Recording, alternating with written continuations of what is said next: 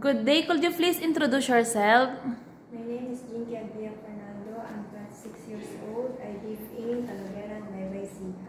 I am a single mom. I have one daughter and she is 8 years old. I have 5 brothers, 30, 28, 24, 19, and 18. I also have sister, 33, 29, and 17.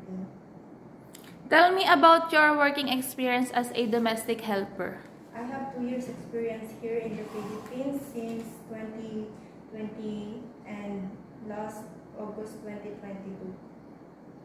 How many helpers in the house? Only. Did you renew your contract? No, because I want to expand my experience as a domestic helper.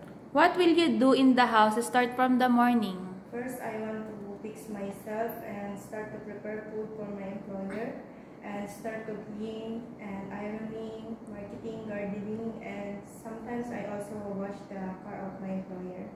Why do you want work in Hong Kong? I want to work in Hong Kong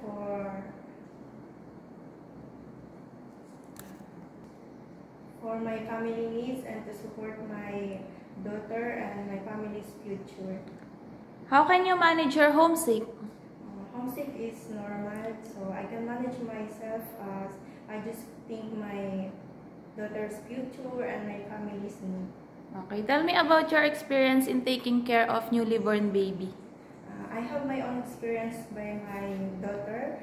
I can feed her, I change her diaper, change clothes, and giving vitamins and food. What will you do if the baby has a fever? I only check the temperature by using the thermometer, and I also call her and my employer to inform what happened to the baby.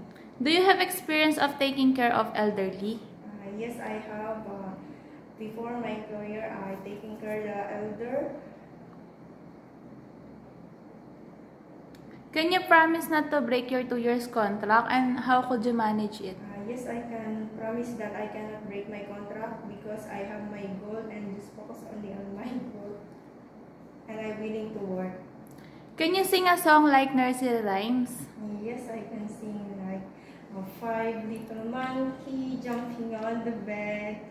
One fell down and bumped his head. My mother called the doctor and the doctor said, no more monkey jumping on the bed. Tell me about your cooking experience. I have experienced simple dish only Filipino food like chicken with sauce or chicken adobo, chicken apretada. I can also cook chicken soup, vegetable soup. I can also cook chicken pasta or spaghetti, red food. I can cook. Okay, tell me what time do you sleep at night and what do you do before sleeping? Before I sleep, I just make sure that I finish my duty. Like I check the window and door if it's closed. Give me any messages for your future employer. To my future employer, please choose me, and then I can promise that I can be a good household and I can take your family in a better, and I give the better